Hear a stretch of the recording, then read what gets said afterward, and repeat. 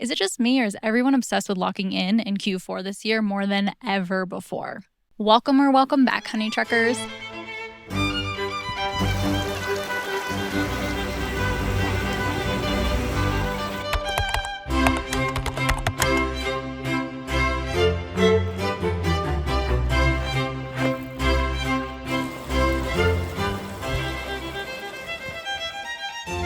Today we're getting into the who, what, where, and why of this great lock-in. And if you, like me, are a little lock-in curious, I'll fill you in on how to do it sustainably. Sound good? Because what no one's talking about, what you feel deep in your bones, is that your nervous system is currently preparing for winter. Shorter days, cooler temperatures, your body is biologically designed to start winding down. You're getting signals to slow down and conserve your energy. It's why even though you feel the urge to join in on all of this lock-in for Q4 business, something feels off. Like, yes, you want to end the year strong, whatever that means, but not at the expense of what you really need or where you're really trying to go.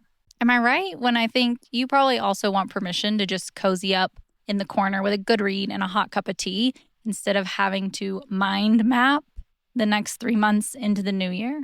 You want to know what happens when you fight the natural rhythm of your body and you try to lock in instead?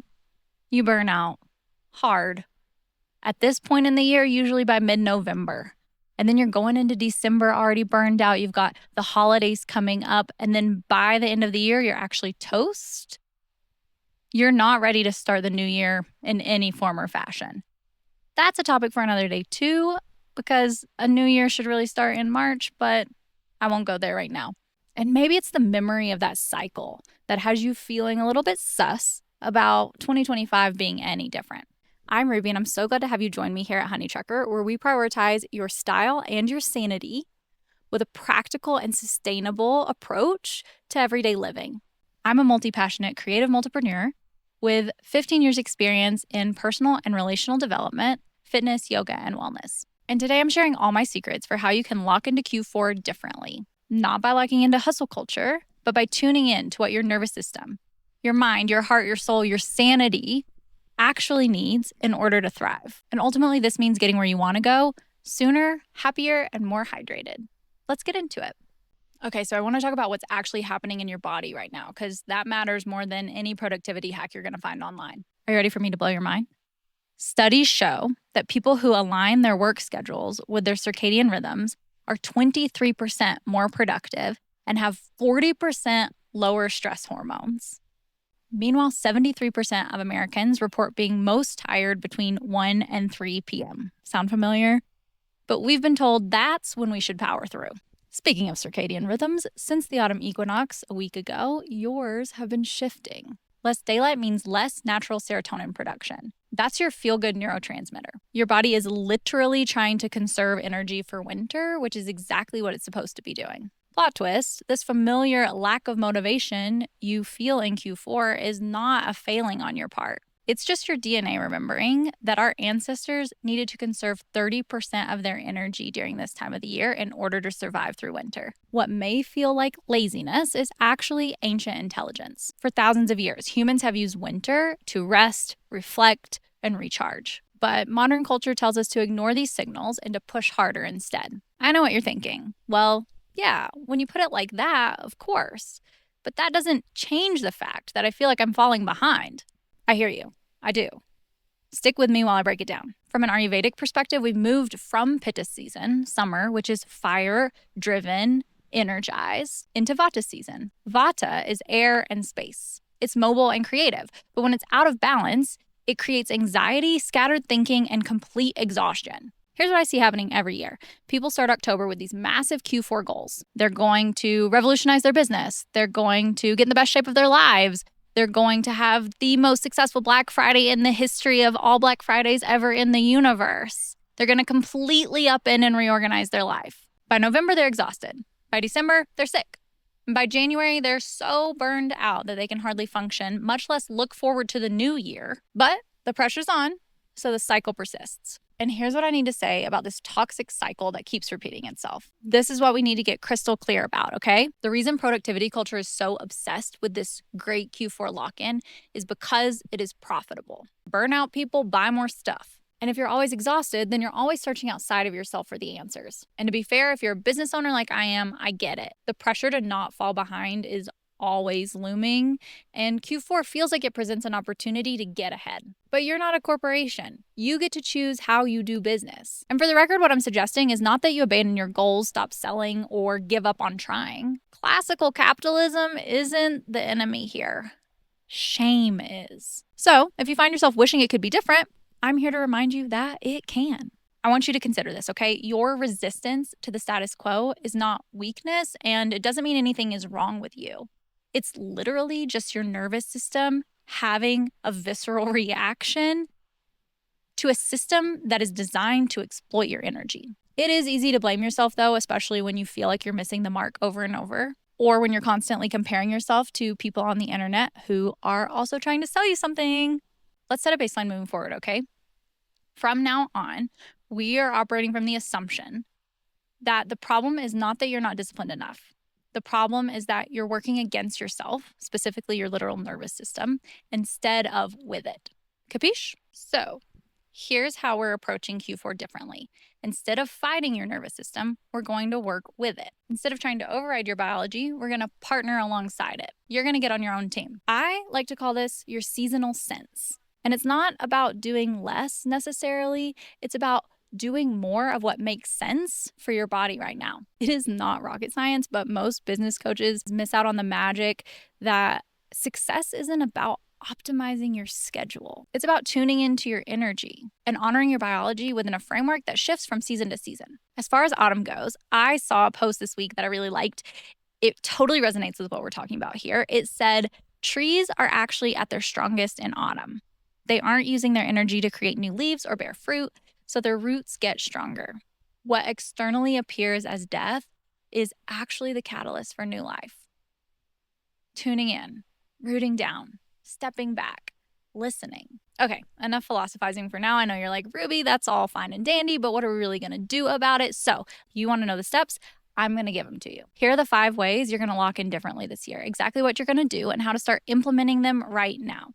Let's call these your root strengthening practices, shall we? First, we're looking at what to actually root into instead of just chasing arbitrary deadlines or grinding out goals. Fall supports harvest, integration, grounded shifts, and creative insights. Instead of launching 3 new projects, consider deepening one. Instead of networking events every week, what if you focused on taking the relationships you already have deeper? Instead of consuming tons of new information, how can you take what you've already learned this year and bring it into your inner wisdom and creativity through self-expression? Instead of setting the same type of goals that you would in spring or summer, we're asking, what does fall energy actually support? What does my body want to focus on as the days get shorter? I'm not saying we should go all in bear hibernation mode or something.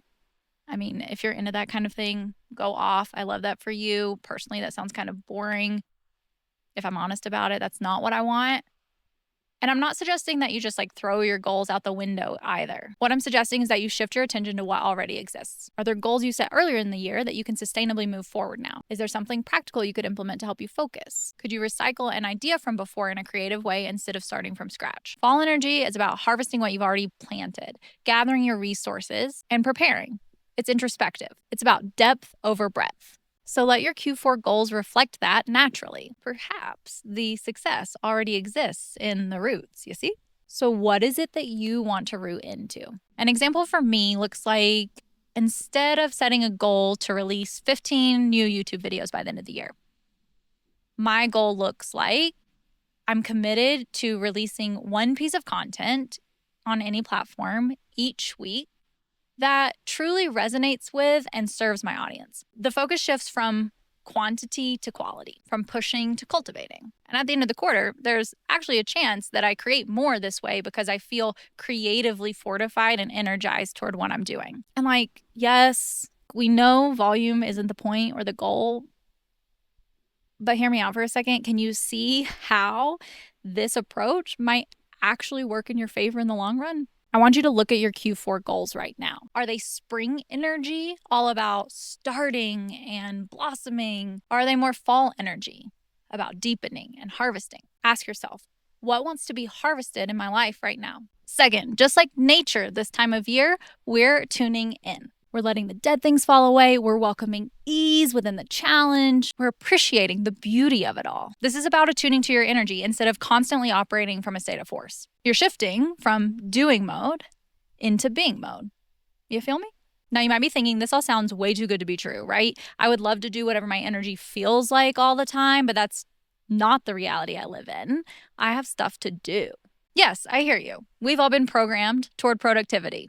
Push, force, grind, optimize, strive. But if there's another way, wouldn't you be curious to try it? Chances are you've never learned to actually listen to your energy. That's what I'm talking about here. How to let your energy guide you instead of always trying to manage or control it. Facts. Your energy is not consistent throughout the day, and it sure as heck isn't consistent throughout the seasons. In summer, you can probably work till 8 p.m., feel great, go out, party, stay out late, wake up early. In fall and winter, I don't know about you, but my brain starts shutting down at 4 p.m. And for good reason. That's effective biology in action. Allowing your energy to be what it is, not making it wrong, and meeting yourself with what you need is how you actually accomplish the most. And they don't want you to know this because it means you're not hooked on the culture they're trying to sell you. Remember what I said before about the circadian rhythms and the stress hormones being lower for people who align their work schedules with nature?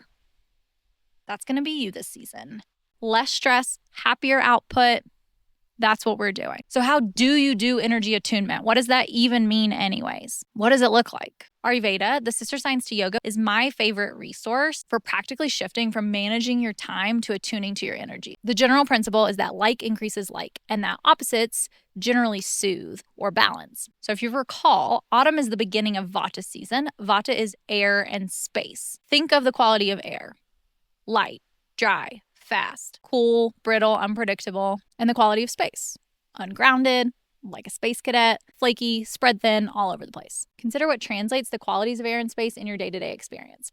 High-intensity interval training, running, quickies, chips, salads, green juice, caffeine, eye strings, fans, AC, being in a hurry, scrolling, having too many commitments, aka saying yes, hustle, working through your lunch break, not having any rituals or routine to start or end your day. So if like increases like, and all of these things that I just mentioned can cause a Vata imbalance, what does that mean practically? Anxiety, dry skin, bloating, restless mental chatter, exhaustion, and fatigue. Yikes. Is it safe to say that we don't want any of that? Okay, so then what's the opposite? Warm, dense, grounded, strong, slow, focused, intentional, hydrated. Here are some counterexamples to the list before of what you can do in autumn to balance Vata. Warm yoga, specifically slower flows and styles like yin or restorative or even meditation like yoga nidra, walks and weightlifting, making love, romance. There's a reason they call it cuffing season. Soups, casseroles, roasted veggies, herbal tea, warm beverages with warming spices and or milk, wet saunas, baths, taking extra time, moving slower, reading a physical book, saying no, slow and steady wins the race, intentional pauses throughout the day, and structure that can be relied on. This isn't to say you can't have anything on that first list, but just notice what happens in your body if you combine 2, 3, or more of those versus what it feels like to add more from that second list. Not from a place of controlling, but from a place of grounded receiving. That's likely to feel like mental fortification, supple skin, happy digestion, a calm mind, and sustained energy. You allow your day to unfold. You're more open to receiving. You automatically shift your system from making things happen to being present with what needs your attention and care right now. You feel better, you're able to access gratitude, and you trust yourself more. This, and not some other ultimate guide to goal crushing in Q4 situation, is what will position you ahead of 99% of people in your arena. Someone who knows how to move with their energy is someone who knows how to work smarter, not harder, and go farther. The magic really happens when you stop trying to be productive all day and start being honest about how and where you use your energy. Choose one thing from the Vata aggravating list, that's the first list, like iced tea or scrolling, and replace it with something from the Vata soothing list, the second list we went through, like reading a physical book or warm tea with spices. Notice how this simple swap affects your energy levels and anxiety over the next week. And if you want a more extensive breakdown of the Vata pacifying practices, foods, and habits, you can find my complete Vata balancing PDF bundle on Etsy. I'll link it down below. Third, we're stepping back from sprint mentality to see the bigger picture. Q4 hustle culture treats these last few months like there is a finish line, but what you already know is there is no finish line. Just January looming on the other side. And we all know that January 1st is not some magical reset button that starts everything fresh. If you deplete yourself in Q4, you're starting next year already on empty. So instead of asking, how can I push harder? I want you to ask, what can I implement now that will actually support me in the darker months ahead? Does that sound bleak? I don't mean for it to, but I want to be realistic. Winter is coming. And if you're one of the 20% of Americans who experience winter blues like I do, here's how you're going to make sure this year feels different. Look, I get it. It's tempting to consume more content, buy more courses, add more to your already full plate. But what if this season you actually paused to allow yourself to digest what you've already learned? Incorporate these 3 integration practices to support your frame of mind in the final quarter of the year. First, take time to actually process what you've learned this year. Instead of immediately consuming more information, ask yourself, what worked? What didn't? What do you want to carry forward? I recommend journaling, meditation, and intentional conversations with friends to facilitate useful reflection. Second, read philosophy instead of self-help or productivity books. Feed your soul, not just your ambition. Anchoring into philosophical or spiritual texts quickly puts hustle culture into perspective. And it can serve as another reminder that you're not behind and there's nothing wrong with you. And third, create rituals around transitions instead of just pushing through to the next thing. Light a candle when you finish working. Take 3 deep breaths before you check your phone. Make the shift from one thing to another sacred. Even the smallest pause makes a huge difference. In addition to those integration practices, try incorporating some preparation practices into your weekly routines to support you in the seasonal transition. Here are 4 of my favorite preparation practices for you to give a try. Side note, these may not seem revolutionary, but I want you to remember that these small shifts can be the difference between just surviving and actually thriving this winter. First, get your morning light exposure, and no, I am not going to Andrew Huberman you, but it is true. Even just 10 minutes, even if it's cloudy, doing this regulates your circadian rhythm and helps you to align as the season shifts. 2, eat a protein-rich breakfast. Your blood sugar stability matters even more when there's less natural light in your environment. Think eggs, nuts, leftover soup, not just banana and caffeine. Do you hear me? And heaven forbid you skip breakfast. Please eat something. Third, implement an evening wind down ritual. Candles, herbal tea, journaling. These signal to your nervous system that it's safe to rest. Your body needs these physical cues as a reminder that the day is ending, especially as it gets darker and darker outside, and especially if it's used to you pushing through anyway. And finally, create a rest menu. This one is huge. Instead of just collapsing when you're exhausted, have a menu of restorative practices ready. I like to just put it in my notes app, so I always have it there. This could be a hot bath, a specific playlist, a comforting book, the link to a workout you like. Because rest is not just Netflix until you fall asleep on the couch. Rest is what truly rejuvenates you. Life doesn't stop moving forward just because the days get shorter. We know that. The more you can integrate and prepare now, the more you can support your adrenal glands, which, by the way, are already working overtime to produce the extra cortisol your body needs during the seasonal adaptation. When your adrenals are constantly stressed from fighting your natural rhythms, it can take 6 to 24 months to bounce back from burnout. I want you to imagine this season like you're going uphill in nature with a view. It's challenging. You can still work hard, but you're not trying to grind out on a treadmill set at a 15% incline, you know? You're not doing nothing. You're still working. You're clearly going somewhere. Remember, the destination does matter. But even more so is the journey to get there and how you feel when you arrive. I want you to arrive at your goals feeling energized, not depleted. These practices aren't flashy, but they are what will actually help you and keep you functioning when everyone else is burning out. And while others are crashing out in December, you're going to be coasting on the reserves you built up in October. And you'll be entering the new year with energy to spare. accordingly, that is. This is what it looks like to work with your body instead of against it. And your future self will thank you for every one of these small, consistent choices that you're making. Create your personal rest menu right now. Write down at least 5 specific activities that restore your energy. Then use one thing from your menu the next time you feel a little depleted instead of picking up your phone and scrolling. Your adrenals will thank you. Fourth, we're embracing cozy productivity. Say less, am I right? We're leaning hardcore into fall's cozy, soft, introspective energy. This isn't about being less productive. It's about making your productivity sustainable and nourishing. So here are your 4 cozy principles to live by. First, work should nourish you, not drain you. Full stop. Second, your environment affects your nervous system more than you realize. Third, comfort supports focus. It's not a distraction. And fourth, seasonal adjustments are necessary for sustainable performance. Here's how I'm shifting my work environment for you to consider for yourself this season. Warm lighting, candles, lamps.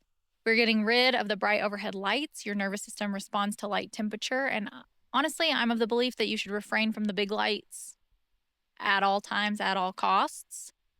But especially right now, we're lighting more candles and I'm keeping my portable lamp nearby so I can move it around as I move around during the workday. I'm diffusing seasonal essential oils because scent directly affects your limbic system. Some of my favorites for Vata season are sandalwood for grounding, calm, and warm, lavender, relaxing, balancing, gentle, sweet orange, warming, uplifting, comforting, bergamot, citrusy but calming, geranium, balancing, floral, grounding, and frankincense, deeply calming, spiritual, and centering. I'm getting all the cozy blankets and warm bevies around me.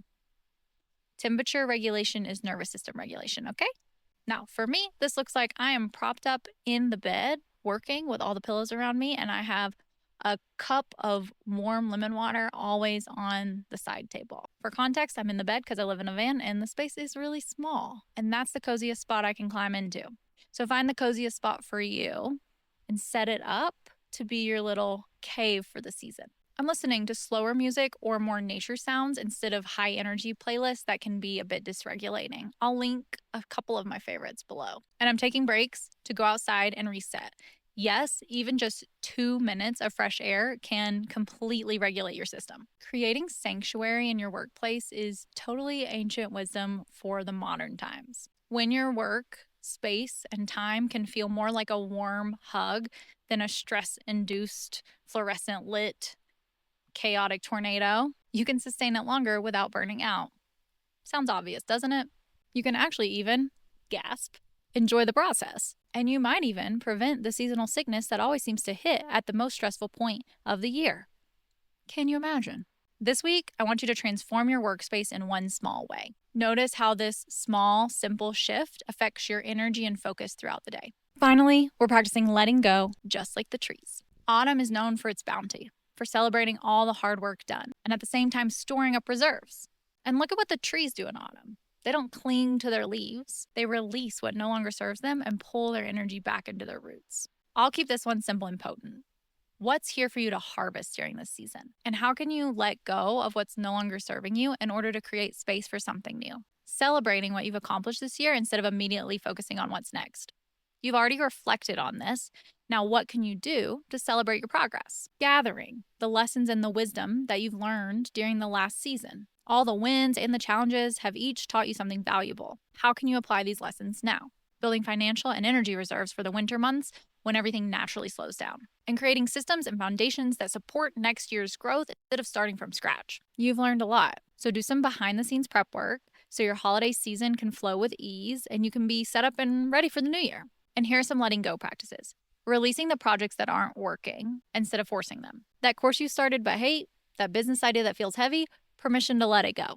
Clearing physical and digital clutter that creates mental noise. Whew. Your environment is an extension of your nervous system, and yes, that includes your digital space, so take some time to clean it up. This one's hard for me. And then letting go of the version of yourself that told you that you should have it all figured out by now. In case you haven't fully embodied this knowledge yet, no one has it figured out, and that's perfectly fine. Instead of using every ounce of energy you have for Q4, you're going to keep some on reserve so you can end the year feeling satisfied instead of depleted again. Because let's be honest, how many Januaries have you started already running on empty? You do this by letting go and harvesting, leaving room for the essential, and taking really good care of yourself along the way. Try this ritual. Light a candle, then write down On a piece of paper, 3 things you're letting go of in this season.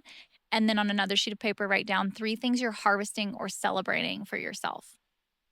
On the sheet of paper with the letting go, crumple it up, burn it safely.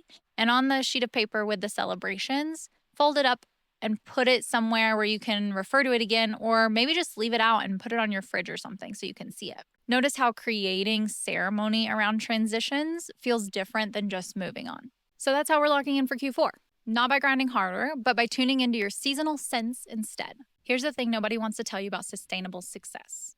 It's not about peak performance all year round. It's about knowing when to push and when to rest, when to expand and when to contract, when to be yang, when to be yin. Fall is a yin season designed for going inward, for depth, for restoration. If you try to make it all output and achieving and grinding, you'll burn out every time. Remember, trees are strongest in autumn not because they're producing more, but because they're rooting deeper. That's exactly what we're doing here. Choose one seasonal sense that resonates most with you. Maybe it's following your energy cycles. Maybe it's setting up a cozy work environment. Maybe it's 10 minutes of sunlight every morning. Start small, be consistent, and trust that working with your body instead of against it will get you further than hustle culture ever could. So what do you think? Are you team nervous system or grind it out?